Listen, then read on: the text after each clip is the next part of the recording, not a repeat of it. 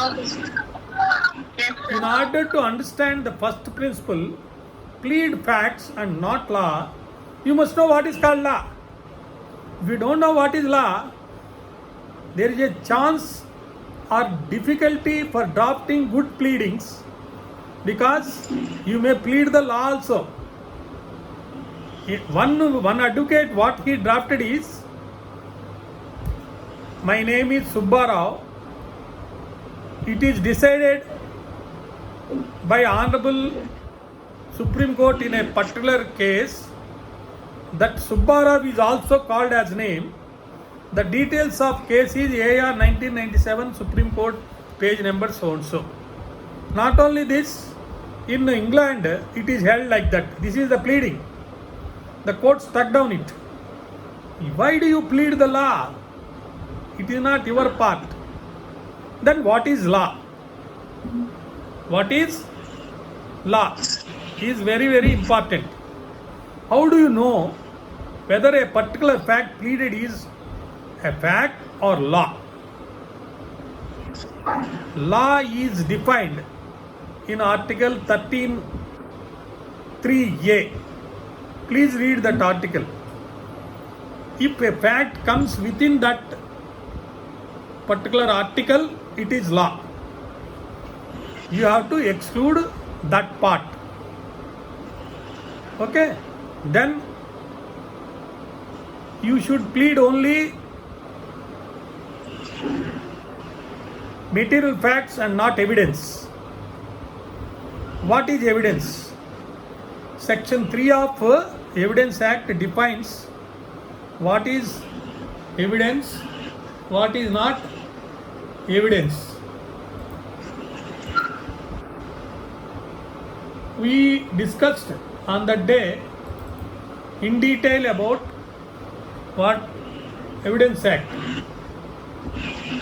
I am explaining to you again what is called evidence. Evidence means and includes. It is an inclusive definition. Evidence means and includes two types of evidence: oral and documents. Oral and documentary evidence. Oral evidence is all the statements made by witnesses in the court. This is very important. All statements which the court permits or requires to be made before it by witnesses in relation to matters of fact under inquiry, such statements are called evidence. But loosely we talk, loosely we say, sir నాకు వచ్చి పలానా అతను ఇలా చెప్పాడు, అది evidence కదా sir అని అంటారు. No. If somebody comes and says something to you and this fact you stated to your advocate, that is not evidence. Court must permit you in the court. When the case is filed into court, if the court permits you to make a statement before it, and that statement will become oral evidence. Outside the court, 100 persons may say different things. They are not evidence for the purposes of CPC. If the court has to permit or request to be made, where it has to be made, it has to be made before it. Only before the court, with the permission of the court. If a statement is given by any witness, then it is oral evidence. 3 conditions. One is, a witness is making a statement with the permission of the court, and the same is before the court. If a statement is given somewhere else, that's not evidence. Then another condition for this is, this statement must be in relation to the matters under inquiry. So, issues are framed, witnesses have come, and they are giving evidence with the permission of the court. Not what all those persons have stated, but only what facts are permitted by the court. You may go on say something, but court has not permitted. That something is not evidence. It doesn't come in the record. Only the statements made by the witnesses with the permission of the court and in the court, and thereafter court permits for recording it, then it becomes the evidence. That is oral evidence. Sir, Yes. I have a doubt, sir. Ask me. Sir ఇప్పుడు phone record so phone recordings అవి ఉన్నప్పుడు ఎట్లా consider చేస్తారు sir? ఇప్పుడు అవి evidence కింద రావా? See, recording of anything, any statement outside the court, they are not called evidence. But when it comes to court, court must permit. You say that, sir, I recorded a video when you are giving lecture, I am having with me. When you produce it before the court, that comes under documentary evidence. Okay? Because that man is not deposing. We are now discussing about oral evidence. Yes, sir. Oral evidence means a statement given by a party before the court with the permission of the court. That is oral evidence. Oh, When we go Okay, to sir. documentary evidence, we will discuss about it. sure, sir. Oh, So these statements must be in relation to the facts under inquiry. Not all statements. Facts related to matters under inquiry. Then they are called oral statements. Then next, all documents including your doubt here. Documentary evidence, your doubt I am telling you, I am answering you under the head documentary evidence. All statements including electronic records produced for the inspection of the court, such documents are called documentary evidence. You have got a tape recorder version of a particular person's voice statement. You have produced it before the court. What for the inspection of the same by the court. Then it is evidence as per this class 2 of the definition of evidence under section 3 of Evidence Act. So it comes under documentary evidence. It says all documents including electronic records, they are evidence. Here very important decision I am giving. What the Honorable Supreme Court in the year 1983 somewhere before 84, very long back, before I joined into service, the Honorable Supreme Court has given a very interesting, very logical decision. Very important decision. If this decision is not understood by us properly, you can't write pleadings at all. One person, what he did is, for example, I am telling you, this decision says all documents, this section says all documents including electronic records produced for the inspection of the court, that is evidence. In that case, what has happened, just I am giving example, not that case. Somebody, he went to court along with 10 bundles of documents and produced it before the court, gave it to court, filed it before the concerned bench clerk or in the open court. Then he said, sir, evidence, I produced for the inspection of this court. My job is over. This is now evidence. Evidence is with you. Decide it. So this is the argument made by a party before the Honorable Supreme Court. Then can you say all the documents which are produced before the court can be said as evidence or not? So this is very important. Then there was a constitutional bench formed for deciding the issue about what is evidence, documentary evidence.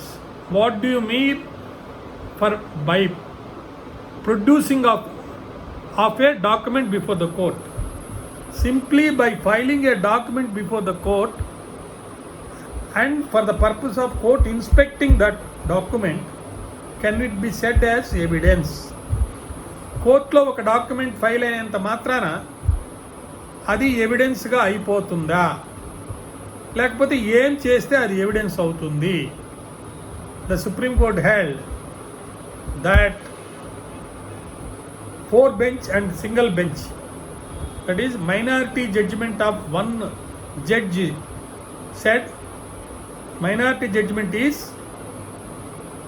any document produced before the court for inspection is evidence. That is minority judgment. Each judgment is overruled by 4 judges. This is very important. 4 judges, they gave majority judgment as against the minority judgment of one judge. It held a document produced and marked and permitted to be read in evidence is only evidence. Not simply by filing or producing the document into court is not evidence. You must produce it before the court for the purpose of court to inspect it, and the court must inspect it and permit you to mark it, and after marking it, court is not prohibited to read it as part of the record. Court must clearly order, yes, this document is admitted and marked and not prohibited for any other reason, such as sometimes stamp duty is not paid, sometimes by law a particular document is declared as not to be read as in evidence. So all those things the court held, Honorable Supreme Court majority judgment clearly held, unless a document is produced and it is marked and there is no prohibition anywhere to read that judgment, that particular document, then it is not evidence. So you are clear now what is evidence. 2 types of evidence: oral evidence, a statement made before the court with the permission of the court, that is oral evidence. Documentary evidence includes electronic records also, but not called as evidence just because they are filed into court, but they must be marked, they must be permitted to be read in evidence as part of record, and there is no prohibition under any law for not reading that document as evidence in particular case. So we are clear. Sir ఒక్కసారి second point తెలుగులో చెప్పరా ఒక్కసారి? Yeah, oral evidence అంటే ఎవరైనా ఒక వ్యక్తి court ముందుకొచ్చి court వారి పర్మిషన్ తోటి కోర్టు ముందే గనక స్టేట్మెంట్ ఇస్తే అది oral evidence. All those statements of witnesses they are called as evidence. ఇక డాక్యుమెంటరీ ఎవిడెన్స్ అంటే ఎలక్ట్రానిక్ రికార్డ్స్ కూడా పార్ట్ ఆఫ్ డాక్యుమెంటరీ ఎవిడెన్సే. ఎలక్ట్రానిక్ రికార్డ్ అనేది కోర్టులో మీరు సబ్మిట్ చేస్తే అది కూడా డాక్యుమెంట్, మామూలు డాక్యుమెంట్స్ లాగానే ఒక డాక్యుమెంట్గా ట్రీట్ చేసి దాని డాక్యుమెంటరీ ఎవిడెన్స్గా అంటారు. అసలు కోర్టులో డాక్యుమెంటరీ ఎవిడెన్స్ అని అంటే కేవలం కోర్టులో తీసుకొచ్చి అక్కడ ఫైల్ చేయటమే కాదు. మీరు ఫైల్ చేసిన తర్వాత కోర్టు దాన్ని పరిశీలించి అయ్యా దీన్ని అడ్మిట్ చేసుకుంటున్నాము, ఈ అడ్మిట్ చేసుకునే దానికి ప్రకారము దీన్ని అడ్మిట్ చేసుకొని దీనికి ఒక మార్కింగ్ కూడా ఇచ్చాము. ఆ మార్కింగ్ ఇవ్వటమే కాకుండా వేరే ఏ ఇతర చట్టాల్లో కూడా ఈ డాక్యుమెంట్ని ఎవిడెన్స్గా తీసుకోకూడదని చెప్పలేదు.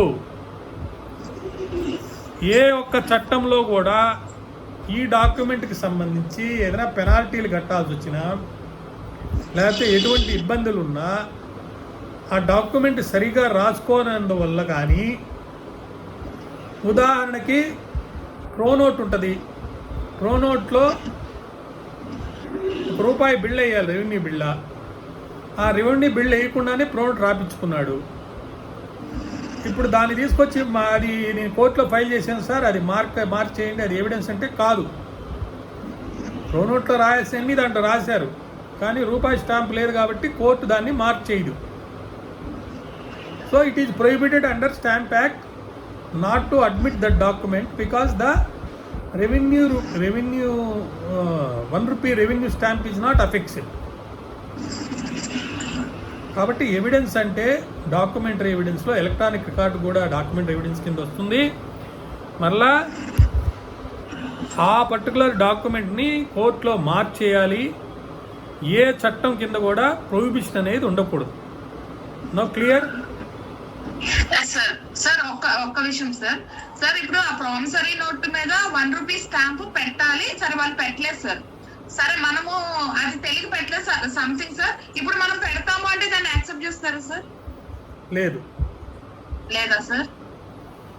ప్రిన్సిపల్ ఏంటంటే ఇన్ స్టాంప్, అన్స్టాంప్డ్, ఇన్సఫిషియెంట్లీ స్టాంప్డ్, 2 రకాలు. అన్స్టాంప్డ్ అంటే అసలు ఒక్క పైసా కూడా కట్టలేదు, ₹1 బిల్ వేయాల్సి ఉంటే 10 పైసలు వేసాడు, అప్పుడు ఇన్సఫిషియెంట్లీ స్టాంప్డ్. అసలు ₹1 బిళ్ళ వేస్తుంటే అసలు బిళ్ళ వేయకుండా ఊరి తెల్లకాయతం మీద రాయిచ్చాడు. That is called unstamped. Unstamped document pronote, I'm speaking about pronote. Unstamped pronote cannot be marked. Insufficiently stamped can be marked with sufficient penalty. Okay. Again, for each document, there are different principles. So, I am speaking about pronote. If it is again agreement of sale, some other rule is there. Again, primary evidence and secondary evidence, there is a lot of difference. That we will discuss. A document which is not permitted to be marked by way of primary evidence, it can be permitted to be marked by way of secondary evidence.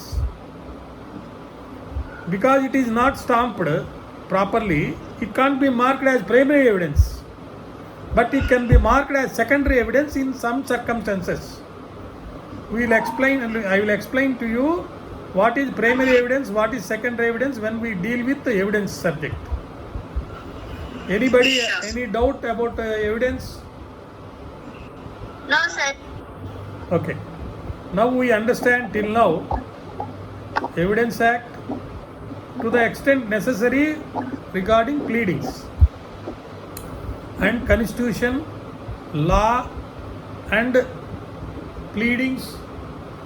What are material and important pleadings? Then we have to know orders 6 and 7. They deal with certain basic important rules which I explained you already in the 3rd class in detail. I am not going to repeat it. The newcomers, you read order 6 and order 7 both together, you will understand very well. But one important section or a rule, order 6 rule 17, I read and explain to you. Order 6 rule 17, The court may at any stage of proceeding allow either party to alter or amend his pleadings in such manner and on such terms as may be just, and all such amendments shall be made as may be necessary for the purpose of determining the real questions in controversy between the parties. This is very important. Under certain circumstances, a pleadings which you should have made and but not pleaded are permitted to be pleaded if those amendments are necessary for determining the real questions in controversy between the parties. The ultimate decision of the court is to solve the problems before of the parties. Real disputes is about a wall. The dispute is about a wall. But both plaintiff and defendant pleaded only about the road before the wall. But evidence is regarding the dispute about wall. What is the use? The real dispute regarding wall will not be decided. The dispute will be there as it is. Again, some other suit will be filed for that purpose. To avoid this, law is permitting to make amendments if the real disputes in controversy are required to be decided in that suit. So, under what circumstances and in what manner and on what cause amendments can be permitted, all those things are decided. I will give you the latest 2018 decision, one decision that if you read that decision, then definitely you will be able to understand the entire concept of what is called amendments and when amendments can be permitted to be made, and if it is before the issues, what are the principles. If it is after the framing of issues and after the trial is started, then whether can be permitted or not. So I will explain to you in due course of time. So this way, now we understand Evidence Act, Constitution and CPC partly, Order 6, Rule 17 and all that.